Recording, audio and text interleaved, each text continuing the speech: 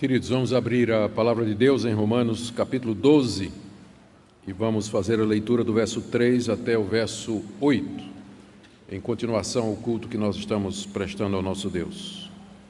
Romanos capítulo 12, do verso 3 ao verso 8. Palavras do apóstolo Paulo. Porque pela graça que me foi dada, digo a cada um dentre vós, que não pense de si mesmo além do que convém. Antes pense com moderação, segundo a medida da fé que Deus repartiu a cada um. Porque assim como num só corpo temos muitos membros, mas nem todos os membros têm a mesma função, assim também nós, conquanto muitos, somos um só corpo em Cristo e membros uns dos outros. Tendo, porém, diferentes dons, segundo a graça que nos foi dada, se profecia, seja segundo a proporção da fé. Se ministério, dediquemo-nos ao ministério. Ou o que ensina, esmere-se no fazê-lo. Ou que exorta, faça-o com dedicação. O que contribui com liberalidade. O que preside com diligência. E quem exerce misericórdia com alegria. Até aqui a leitura da palavra de Deus. Vamos orar mais uma vez, pedindo a iluminação do Espírito Santo.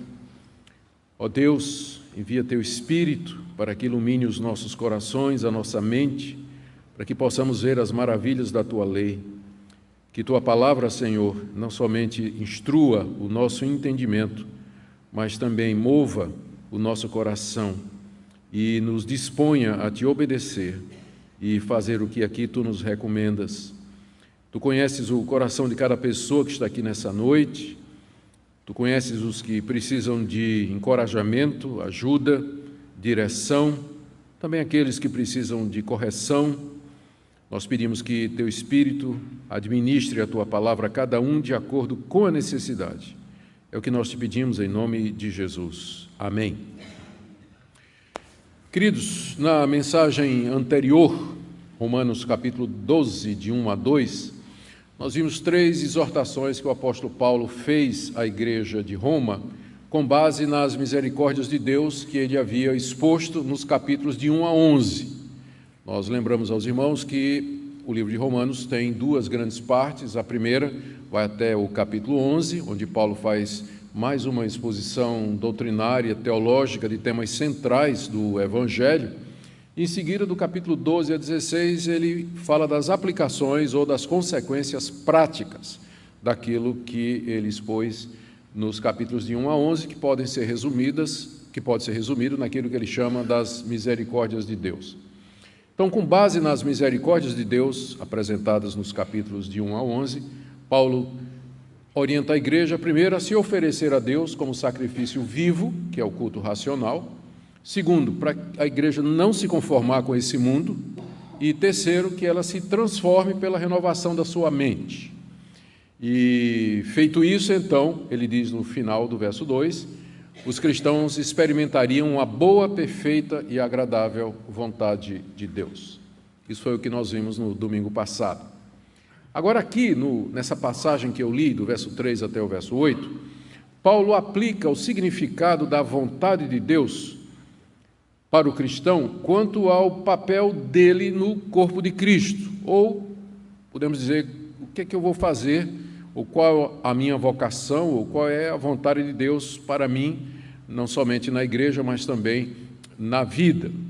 Ou seja, o que nós temos aqui do verso 3 em diante é a explicação do final do verso 12, quando ele fala da vontade de Deus. A pergunta, então, é: qual é a vontade de Deus para mim? Ou como é que essa vontade se manifesta? Como é que eu entendo qual é o meu lugar aqui no mundo? Qual é o papel que Deus tem para mim? Porque a vontade de Deus é aquele plano que Ele tem para nós, para cada um de nós, dentro daquele projeto maior da redenção de um povo para si, no meio da humanidade perdida.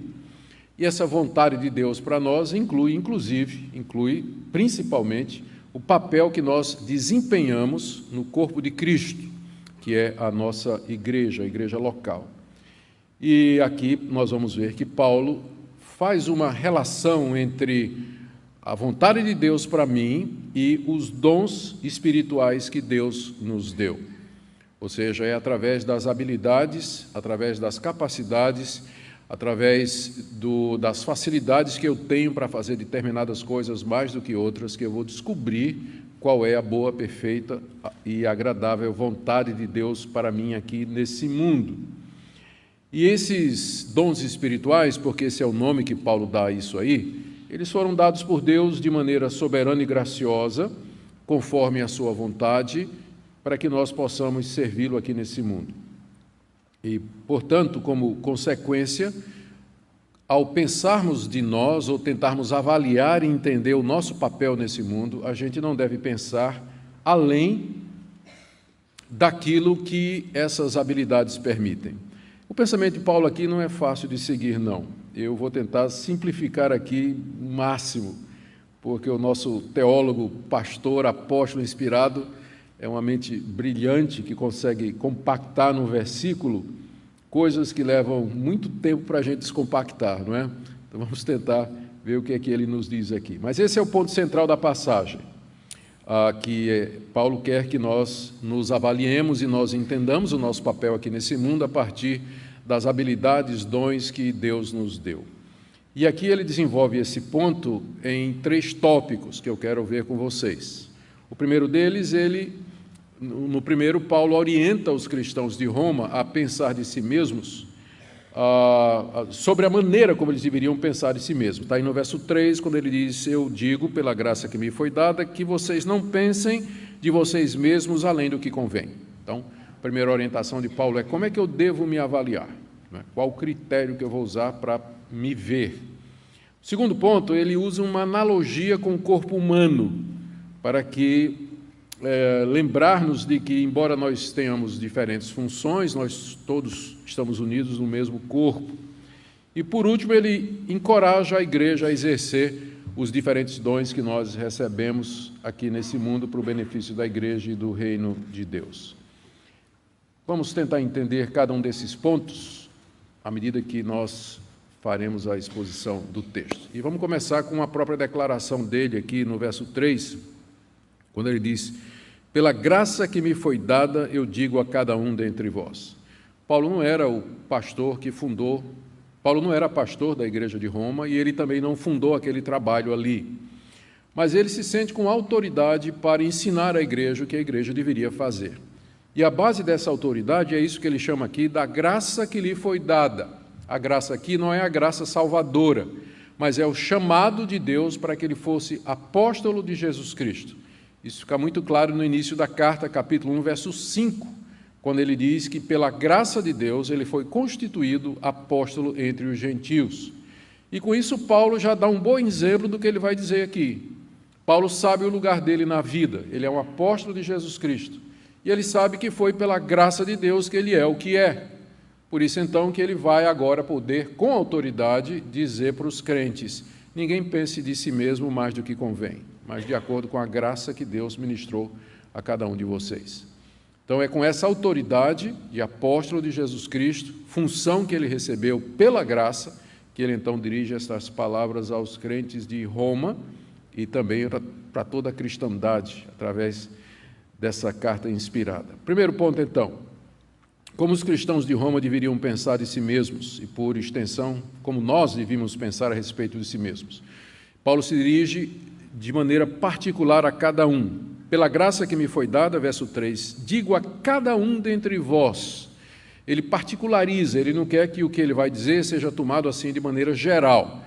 Ele está falando a cada um, ou seja, ele quer que nós estejamos bem conscientes de que isso que vai ser dito aqui é para mim, não é para a pessoa sentada ao lado, não. Não é para aquela pessoa que eu gostaria que estivesse aqui ouvindo. É para mim que isso aqui está escrito. Digo a cada um de vocês. Primeiro, não pense de si mesmo além do que convém. Está aí no verso 3. Não pense de si mesmo além do que convém. Isso é, não se ache melhor do que você realmente é. Não tenha uma estimativa exagerada a seu respeito. Não fique pensando que você é uma coisa que, na verdade, você não é. Não tenha um conceito de si mesmo mais elevado do que aquele que você deveria ter. Ou seja, Paulo aqui está preocupado, como ele sempre está nas suas cartas, com uma avaliação errada que o crente faz de si mesmo, que geralmente leva à soberba e leva ao orgulho. Ele pensar que ele é mais do que ele geralmente é. Eu costumo brincar com os meus alunos e colegas de ministério que todo pastor comete 3 erros fundamentais. Ele pensa que ele prega bem, ele pensa que não vai ter problemas na igreja dele, e o que aconteceu com o antecessor dele não vai acontecer nunca com ele. Então, uma avaliação errada a respeito de si mesmo. Paulo diz, não pense de você mesmo além do que você deve pensar. É uma preocupação constante de Paulo que os crentes tenham uma opinião certa ou uma visão correta deles mesmos, porque o orgulho, a soberba e a arrogância são a raiz de todos os outros pecados que existem na vida de alguém e na vida da igreja. Tudo começa com uma estimativa errada de quem você é, ou da posição em que você está. E Paulo, então, corrige isso aqui. Ao contrário, que o segundo ponto dele, cada um deveria pensar de si mesmo com moderação. Não pense de si mesmo além do que convém, antes pense com moderação. A palavra moderação significa equilíbrio, humildade, bom senso, julgar as coisas com entendimento, é tudo isso que está compreendido aí nessa palavra moderação. Na verdade, é um jogo de palavras aqui na língua grega que não tem como traduzir para o português. Seria alguma coisa mais ou menos assim que Paulo está dizendo. Não pense de si além do que convém pensar, mas pense com pensamento moderado. Pelo menos 4 vezes ele está usando essa palavra pensar, fazendo um jogo que faz muito sentido no grego, no português nem tanto, mas o que ele quer dizer é isso. Quando você pensa a respeito de você mesmo, não pense além do que você deveria pensar. Mas se você vai pensar sobre si mesmo, pense de maneira moderada, equilibrada e de bom senso. E aí a gente pergunta, mas qual o critério para isso? É o que ele vai responder então em seguida. Ele diz, pense com moderação, segundo a medida da fé que Deus repartiu a cada um. Está aqui o critério pelo qual eu posso me avaliar. É a medida da fé que Deus me repartiu. Então, a partir dessa medida da fé, eu me avalio e eu me compreendo. Eu, então, tenho uma estimativa moderada, correta, equilibrada a respeito de mim. É claro que a grande questão é o que é essa medida da fé que ele está dizendo aqui, não é? O que é essa medida da fé? A medida da fé, nós vamos começar explicando da seguinte maneira. A fé é a porta de entrada para o reino de Deus. É pela fé que nós nos tornamos filhos de Deus, somos justificados e perdoados. E é pela fé que nós somos agraciados com o Espírito Santo de Deus, que nos dá dons, nos dá habilidades e capacidades para servirmos a Deus aqui nesse mundo. Quando nós cremos em Cristo, Deus nos reparte dons espirituais.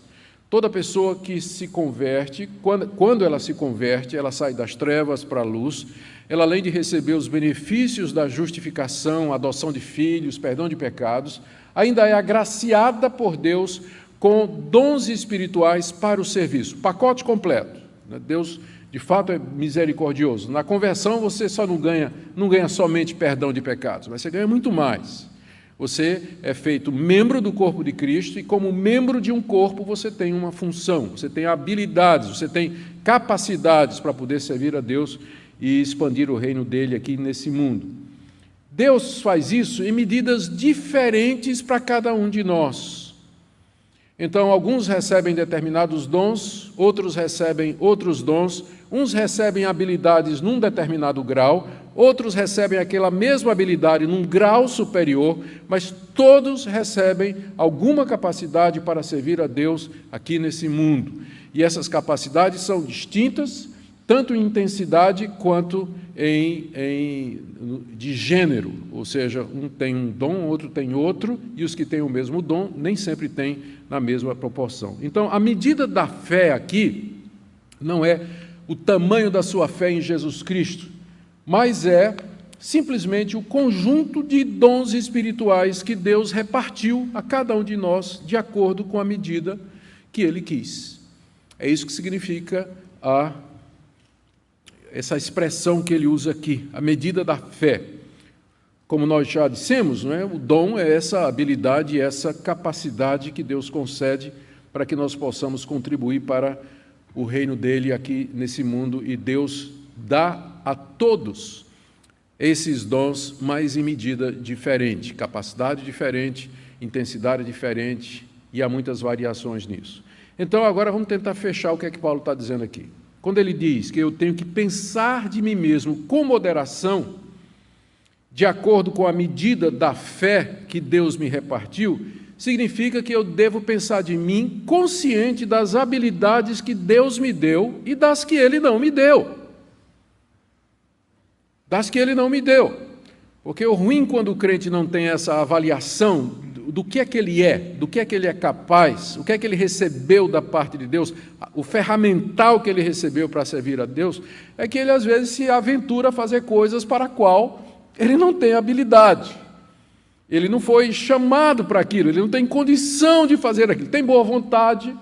Por exemplo, vamos cantar no coral, que maravilha, tem uma boa vontade maravilhosa, quer cantar no coral, mas é muito desafinado, né? Não tem condição. Tem boa vontade e tudo, mas... né? E fica ofendido, né, quando o regente diz, olha, o irmão não tem condição, né, tal, ele fica ofendido, tal, porque ele acha que ele tem.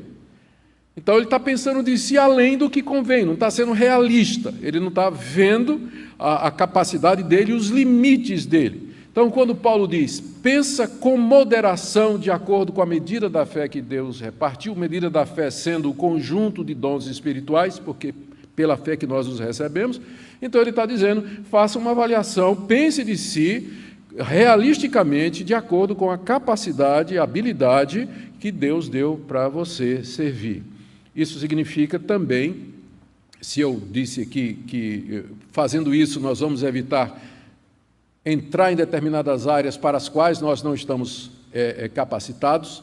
Me lembrei agora aqui, é sempre muito difícil, por exemplo, tem gente muito bem intencionada, mas crente, verdadeira, mas não é realmente uma pessoa que tem habilidades para ser vamos pensar, um professor de escola dominical que exige alguns dons espirituais. Então, ela fica ofendida às vezes, não é? Quando a gente que está do lado de fora, a gente consegue ver com mais clareza. E diz, olha, o irmão é muito bom, é crente, ninguém está duvidando disso, mas essa habilidade aqui, o irmão não tem. Então, se ele não tiver isso aqui, se ele não pensar com moderação, de acordo com a medida da fé que Deus lhe deu, ele vai ficar ofendido, vai ficar chateado, né? Vai embora da igreja, ninguém reconhece meus dons, ninguém reconhece a minha habilidade e tudo mais. Boa parte dos problemas de gente insatisfeita e chateada na igreja é exatamente a falta disso aqui. Pensar de si mesmo como convém, de acordo com a medida da fé que Deus repartiu a cada um, porque vai querer um lugar que não lhe pertence, vai querer fazer uma coisa para a qual não foi chamado, e o pior é quando é oficial da igreja. Você põe um presbítero, põe um diácono que não tem os dons e as habilidades necessárias para isso, colocar é fácil, agora tire. Tenta tirar.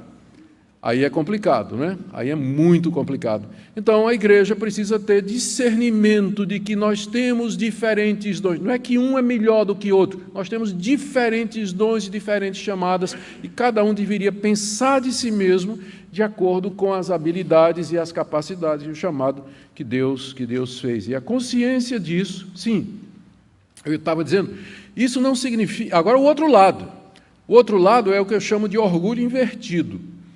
A pessoa está sendo usada por Deus, está sendo abençoada por Deus, e alguém chega até para reconhecer e dar um elogio, a pessoa, não, que é isso, de jeito nenhum, eu não sou nada disso, tal. A pessoa fica, né?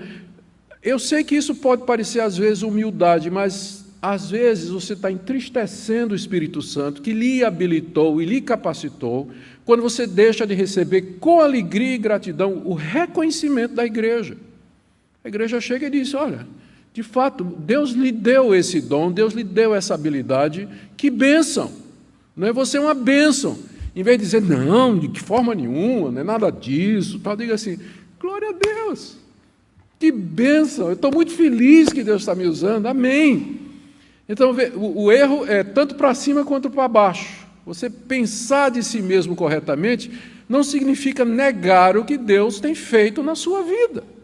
E como o Espírito Santo tem usado você para abençoar outras pessoas, receba com gratidão isso e dê toda a glória a Deus, porque é dele que provém, como Paulo diz aqui, é a medida da fé que ele repartiu.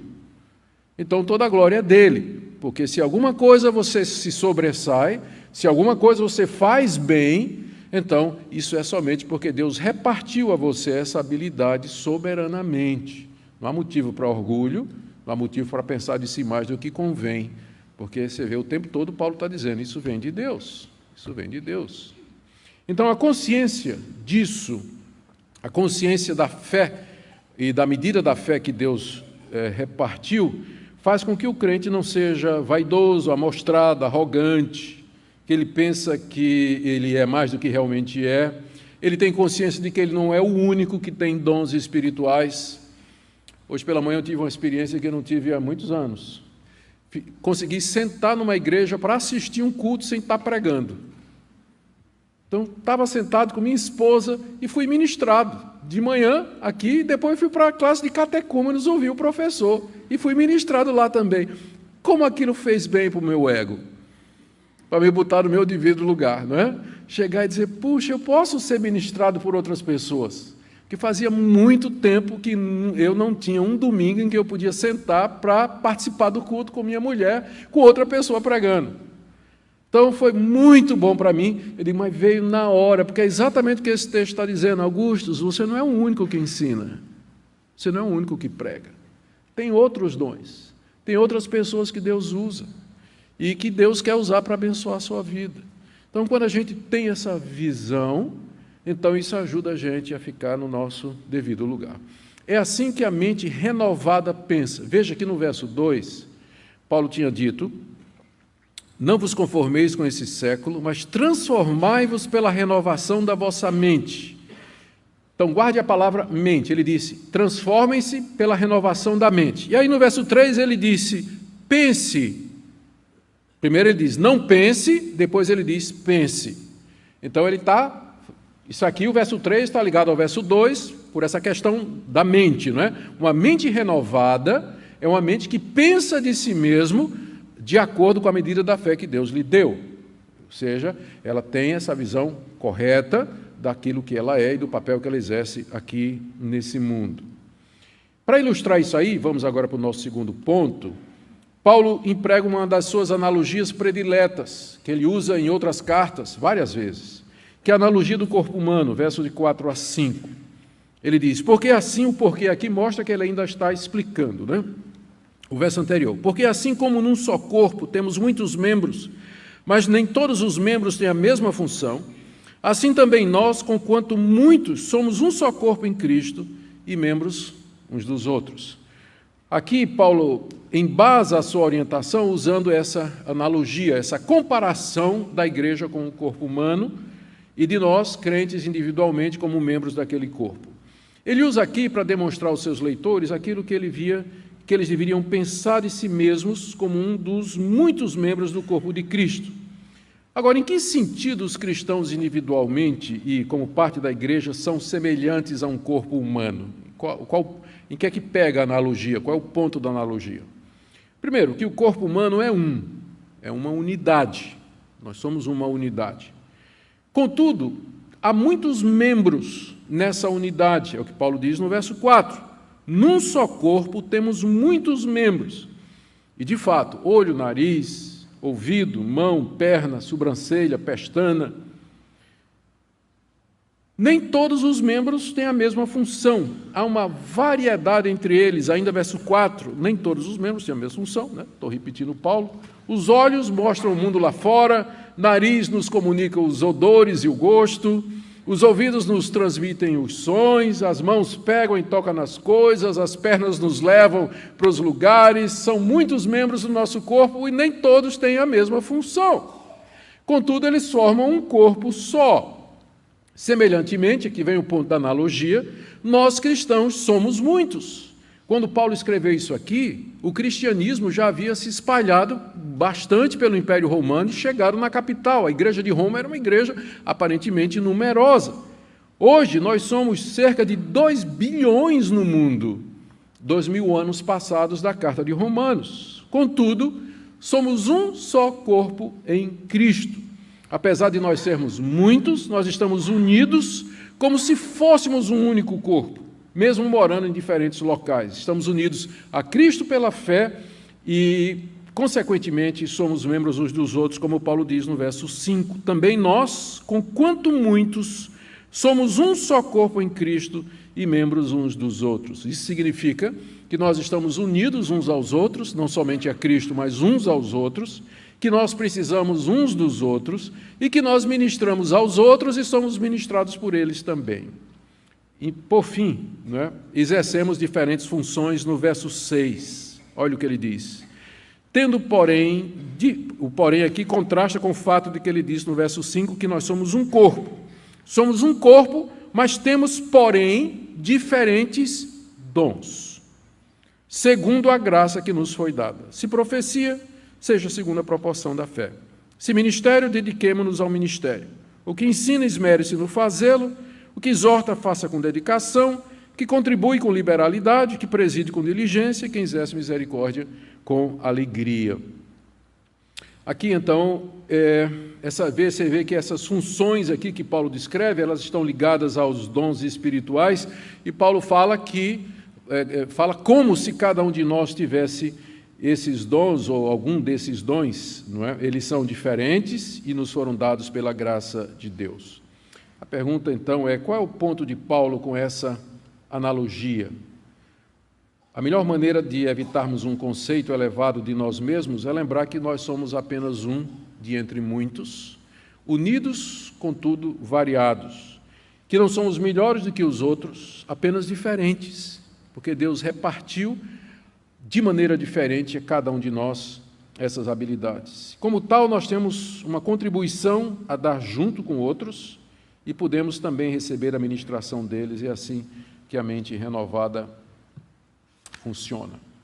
Último ponto, então.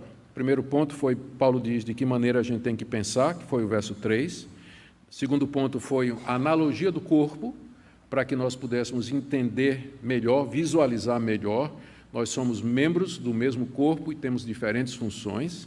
E agora ele diz, do verso 6 ao verso 8, que nós devemos exercer, então, esses dons espirituais recebidos da maneira correta. Ele passa aqui a dar exemplos práticos, do que ele tinha falado, dessa variedade de dons.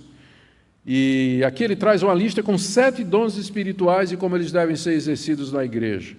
Todos eles dados pela graça, não são motivos para arrogância. No próximo domingo, se Deus quiser, eu vou em detalhes examinar cada um desses dons, particularmente porque o dom de profecia é complicado e é polêmico. Então, não dá para resolver hoje à noite, mas próximo domingo, se Deus quiser, nós vamos focar em cada um desses 7 dons. Mas, de maneira geral, o que eu quero dizer é isso. Ao enumerar esses dons, dando uma lista, Paulo estava querendo exemplificar o que ele disse. Ele tinha dito: renovem a mente, sejam transformados para experimentar a boa vontade de Deus. Em seguida, ele diz que essa vontade de Deus, ela pode ser percebida por aquilo que Deus nos deu a habilidade para fazer. Se eu tenho a habilidade de ser profeta, se eu tenho a habilidade de ministério, se eu tenho a habilidade de exortar, de contribuir, então eu já sei o que é que Deus quer de mim. Então essa é a vontade de Deus para mim, eu vou medi-la e aí vou fazer uma avaliação de mim mesmo, correta, de acordo com essas habilidades que Deus me deu. E entre elas, Paulo menciona 7 aqui. Essa lista não é exaustiva, tem 5 listas de dons no Novo Testamento, nenhuma igual à outra. Tem coisas aqui que só aparecem aqui, e tem coisas aqui que são citadas em outras listas. Não são exaustivas, mas apenas uma amostragem das habilidades que Deus dá às pessoas para que possam servi-lo. Então ele diz, primeiro, se é profecia, se a pessoa tem um dom de profeta, que faça isso segundo a proporção da fé. Segundo, se o seu dom é ministério, faça isso com dedicação, se dedique a fazer isso. Terceiro, se o seu dom é de ensinar, faça isso com esmero. Se é exortar, faça com dedicação. Exortar não é só repreender. A palavra exortar no grego significa também encorajar.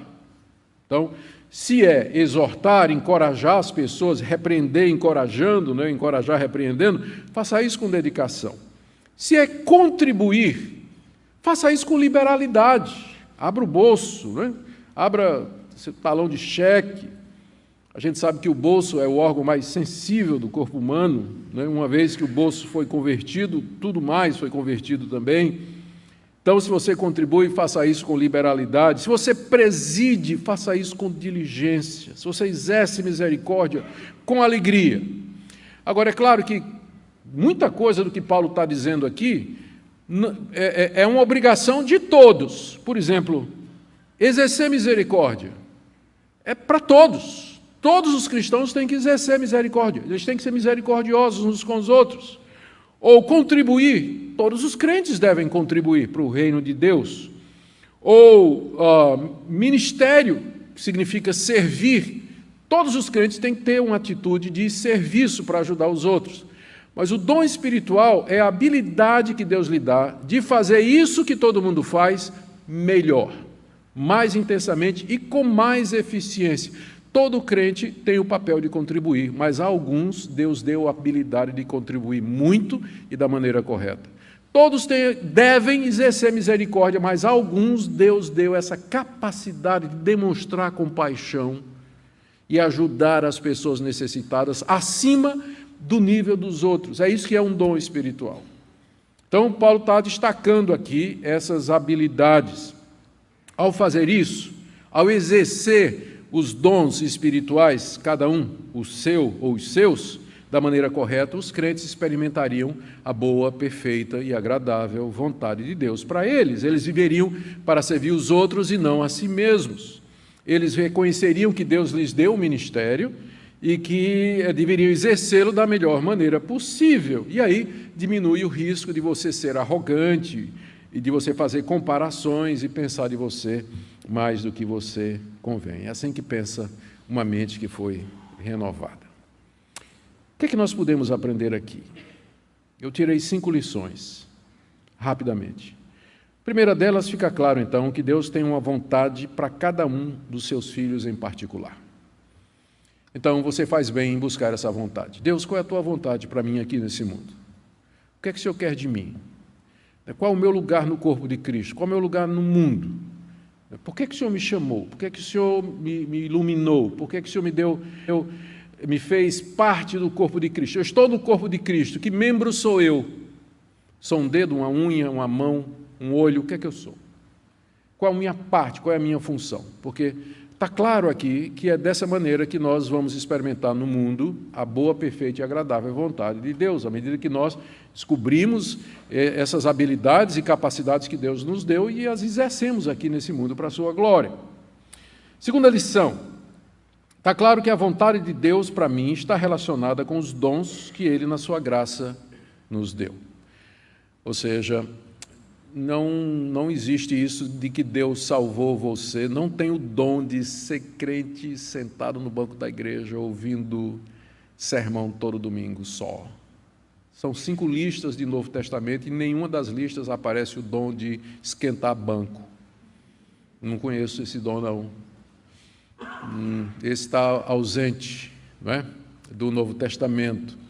As listas não são exaustivas, mas eu duvido que exista esse dom de esquentar banco. Não tem. Então, a vontade de Deus para a sua vida passa pelo seu envolvimento com o reino dele ativamente aqui nesse mundo. Passa por isso, pelo seu envolvimento, para você se comprometer com o reino de Deus e, de alguma forma, você fazer parte do que Deus está fazendo aqui nesse mundo. Terceira lição que nós podemos tirar aqui é que esses dons, que nós estamos falando, eles são muitos, eles são variados, de maneira que não existe base para nós nos compararmos e nos medirmos uns com os outros, que é muito comum na igreja, né?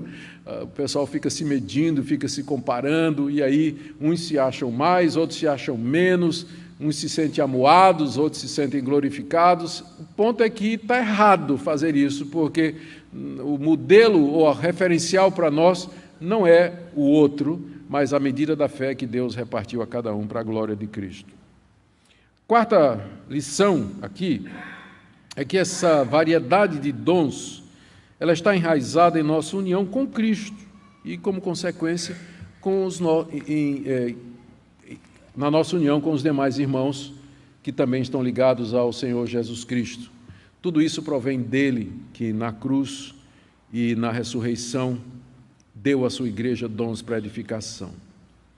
E por último, é através desse ministério que a igreja cresce nesse mundo para a glória de Deus. Deixe-me fazer algumas aplicações práticas. Eu sempre, quando vou fazer a aplicação, eu sempre fico pensando assim: Augustus, você tem que dizer alguma coisa que vai ajudar a Dona Maria, que está sentada ali no meio da igreja e que segunda-feira vai estar vendendo pastel na feira. Em que é que o seu sermão vai ajudar a Dona Maria?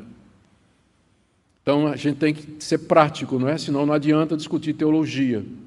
Se a gente não puder ajudar a igreja e os membros da igreja naquilo que eles vão fazer, então nós estaremos apenas fazendo homilias ou discursos teológicos. O povo vem para a igreja para saber o que é que Deus quer que eles façam, né? Saber a vontade de Deus.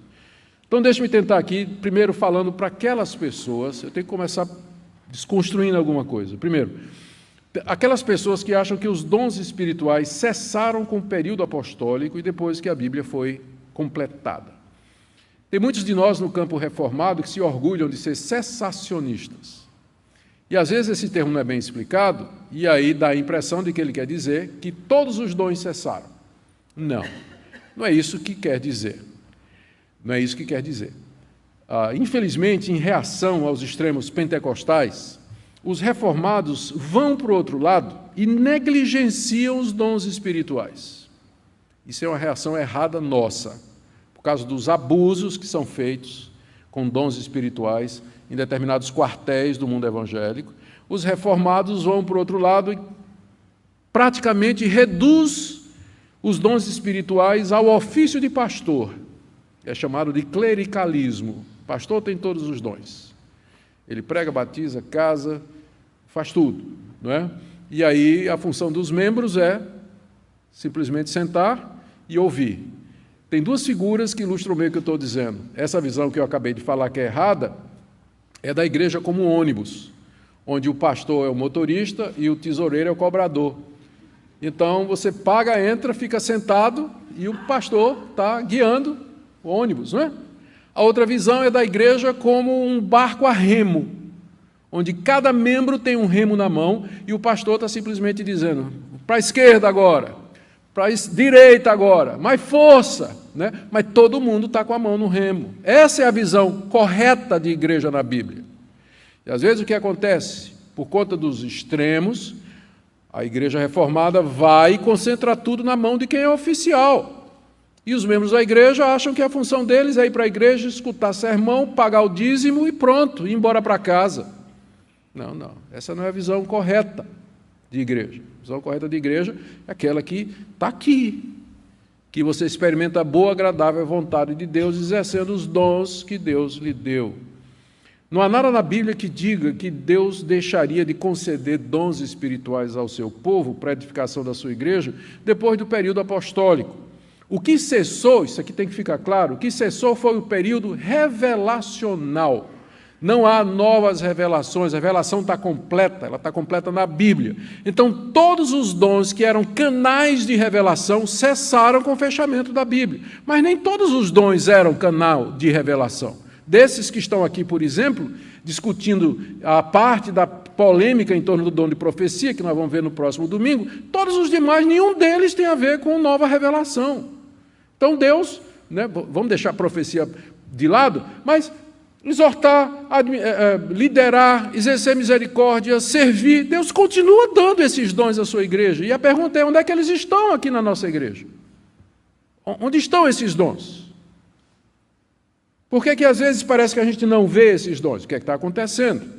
Então, esse texto é um texto que nos desafia, cada um de nós individualmente, para respondermos esse tipo de coisa. Então, essa minha primeira palavra é para aqueles que têm com dificuldade com a questão do conceito de dom espiritual dentro da igreja reformada. Nós não devíamos ter medo disso.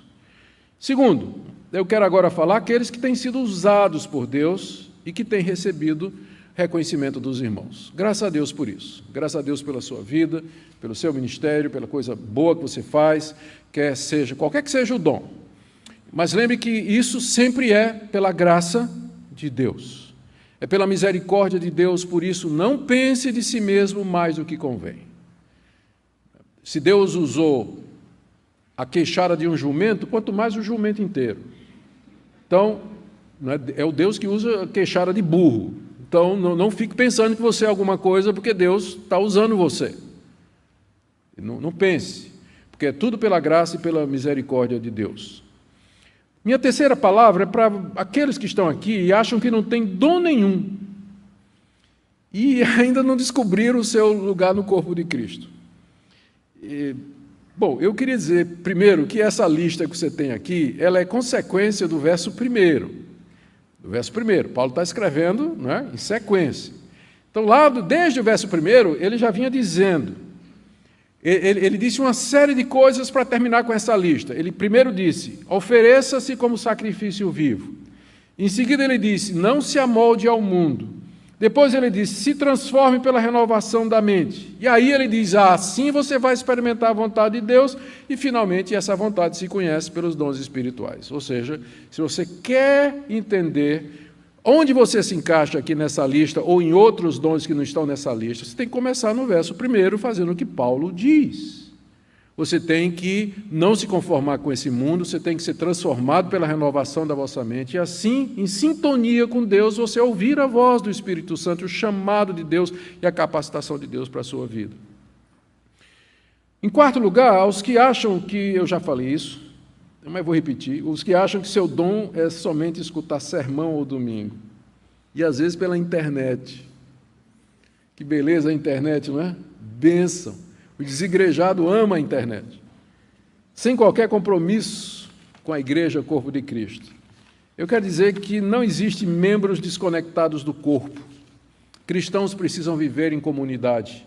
É na comunidade que nós ministramos aos outros e somos ministrados também, e onde nós crescemos junto como um corpo. Então, a minha palavra para você é que você se torne parte comprometida e atuante na igreja de Deus. Eu quero terminar com uma palavra aqui, que eu espero que seja útil. Essa palavra é para aqueles que pensam que esses dons eles são usados somente no culto ou ambiente da igreja. Eu tenho a impressão que a maioria dos cristãos, quando ouve falar em dom espiritual, a visão que ele tem é que o dom é uma ferramenta que vai ser usada ou no culto ou em alguma coisa relacionada com a igreja. Eu queria expandir os horizontes da sua mente nessa noite, dizendo que o reino de Deus ele é maior do que a igreja local. Que Deus precisa de médicos, Deus precisa de advogados, Deus precisa de políticos, Deus precisa de enfermeiros, Deus precisa de motorista de Uber, Deus precisa de assessorista de elevador, que sejam comprometidos com Ele e que sirvam a Deus no mundo e não na igreja. Necessariamente igreja pensando só nisso que nós estamos fazendo aqui aos domingos. Por exemplo, pega o dom de misericórdia. Uma pessoa que tem um dom de misericórdia, ela vai exercer esse dom aonde? Durante o culto? Acho que não, né? Acho que não. Quando é que ela vai exercer o dom de misericórdia? É no dia a dia, na sua casa, no seu trabalho, com as pessoas ao seu redor, mostrando a compaixão de Deus através do socorro para com essa geração sofrida, angustiada, deprimida, suicida. Uma pessoa com dom de misericórdia, ela se compadece, ela é sensível, ela abraça, ela beija, ela carrega, ela ajuda. E onde é que ela vai fazer isso? Não é no culto de domingo. Ela vai fazer isso no trabalho dela, lá no seu escritório, lá na sua empresa, no seu negócio, onde for, na escola. Então, porque as pessoas pensam que dom espiritual é alguma coisa que só acontece no culto, é que elas não estão abertas para perceber que dom espiritual é usado para levar o reino de Deus para fora da igreja, atingir as pessoas lá fora. Talvez você ainda não sabe qual é o seu papel no corpo de Cristo, porque você pensou que a sua única opção é se tornar pastor, presbítero ou regente de coral. Quando não. Na verdade, Deus quer usar você onde você está. Lá no seu condomínio, lá na sua escola, lá no seu trabalho. Esses dons, eles são usados para avançar o reino de Deus. Por exemplo, o dom de presidir. Líderes, precisamos de líderes na igreja, não tenha dúvida, é um dom espiritual. Mas Deus precisa também de pessoas que têm uma voz e têm uma liderança em outros contextos, onde decisões são feitas, que vão afetar a igreja diretamente, Senado, na Câmara, presidência da República, vereador, no condomínio do seu prédio, na associação de moradores. Um cristão que tem liderança, tem sabedoria, ele pode ajudar pessoas a tomar decisões, ou levar aquele ambiente a tomar decisões, que vai abençoar outras pessoas e abrir porta para o reino de Deus.